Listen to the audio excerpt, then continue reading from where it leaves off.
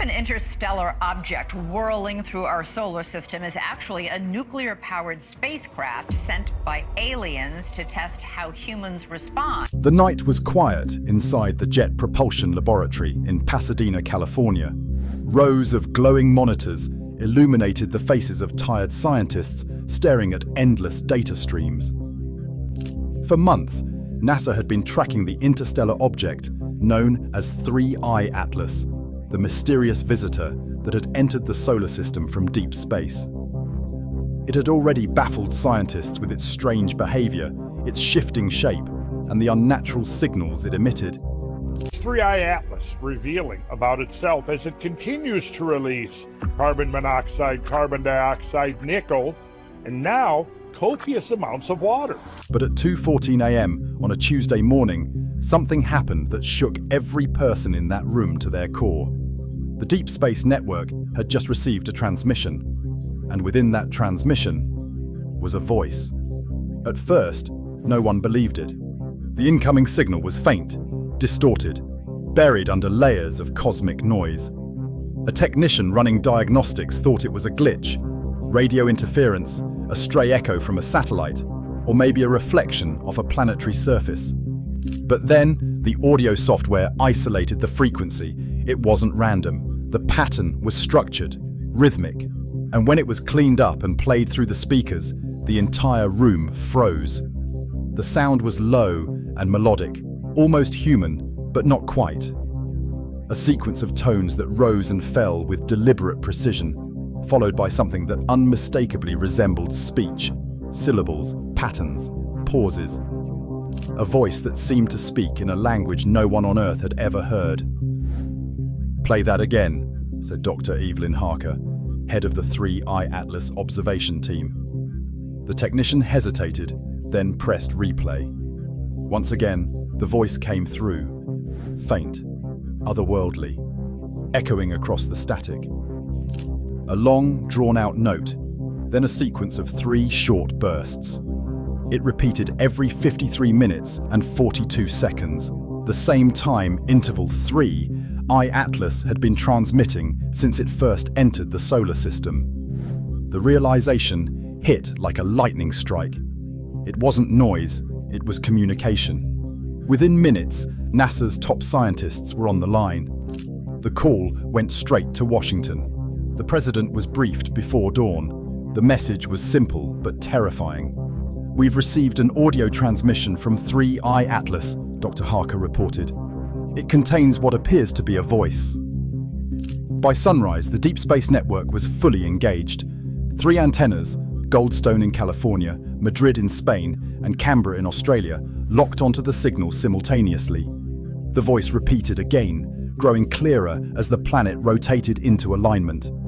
It was no longer faint. It was speaking. The waveform analysis revealed complex harmonic structure, far beyond the random chaos of natural phenomena. Linguists, AI language models, and acoustic specialists were brought in to analyze the sounds. One AI trained on over 1,000 languages began detecting phonetic patterns, repetition, syntax, even inflection. Whatever was speaking, it was doing so with intent. In a secure conference room at NASA headquarters, the first enhanced recording played over the speakers. The voice filled the room, deep, resonant, neither male nor female. It spoke in long phrases, followed by pauses, as if waiting for a response.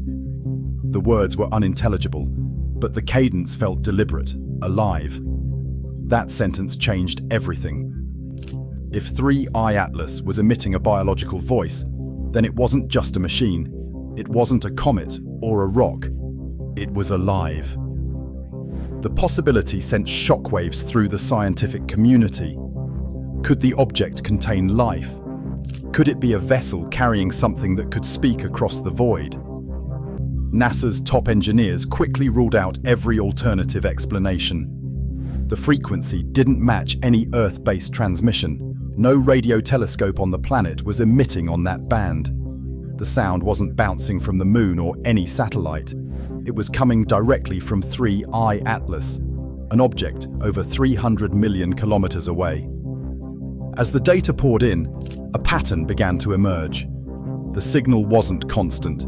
It pulsed in 3 cycles, one for sound, one for light, and one for heat. The voice was only part of it. Each time it spoke, infrared sensors detected a corresponding energy spike from the object's surface. The timing was perfect, as though the voice and the object's light were connected, as though it was speaking both audibly and visually at once. By late afternoon, the James Webb Space Telescope captured new imagery. The surface of 3I Atlas had changed again. What had once been an irregular, rocky shape was now smooth and symmetrical. The surface was glowing faintly, the light fluctuating in sync with the voice transmission. NASA decided to test the theory. Using the Deep Space Network, they transmitted a return signal, a simple human voice repeating a greeting in multiple languages. "Hello from the people of Earth," they said, borrowing the famous phrase from the Voyager probe. The transmission took over 10 minutes to reach 3I Atlas. Then, for nearly an hour, nothing happened. The distorted tones were gone. The words were sharper, clearer. The voice was now mimicking the human greeting, not perfectly, but enough to recognize it. The words came through haltingly, fragmented, but unmistakable. "Hell, oh, Earth." Every person in the room fell silent. No one breathed. The voice of something hundreds of millions of kilometers away had just spoken Earth's name. The reaction within NASA was immediate. All data was sealed. A classified directive was issued. The public feed from the Deep Space Network went offline. Only a small group of scientists, military analysts, and intelligence officials had access to the recordings. When the recordings were run through a spectrogram, a pattern appeared, a faint visual imprint hidden inside the audio frequencies. It showed a geometric design, concentric circles, perfectly aligned, with a single point at the center. It resembled an eye. NASA convened a joint session with the Department of Defense and the United Nations Office for Outer Space Affairs. Every major power on Earth wanted answers, but no one had any. The only certainty was that something on or inside 3I Atlas had heard humanity and was trying to speak back. Then, on the 5th day of continuous observation, the voice changed again. This time, it wasn't just sound, it was emotion. The tone rose and fell, with a haunting rhythm that felt almost sorrowful, like a lament. AI models trained on vocal emotion recognition confirmed the reading. The waveform matched the spectral patterns of what humans would define as sadness. Hours later, the voice fell silent. 3I Atlas stopped transmitting. Its surface dimmed. The light faded until the object once again looked like a cold, lifeless rock drifting through the void.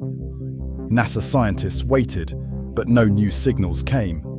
Days passed, then weeks.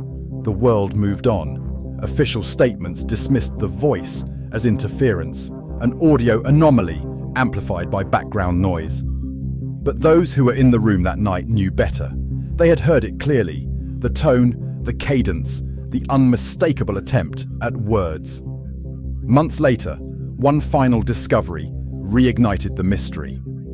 The European Space Agency released infrared data showing faint fluctuations still coming from 3I Atlas, periodic pulses every 53 minutes and 42 seconds. The same rhythm as before. Hidden in those faint signals was an echo of the original transmission, compressed and distorted, like a heartbeat buried under static. When NASA's engineers enhanced the waveform and played it through the speakers, the sound was faint but unmistakable. It was the same voice, only this time it spoke a single word, one that every human could understand. The recording was immediately classified. Publicly, NASA has denied that any such transmission exists, but among those who have heard it, there is no doubt. Something aboard 3I Atlas, something intelligent, something alive as mine, is trying to reach us. And if it can speak, then somewhere out there in the darkness, it can also listen.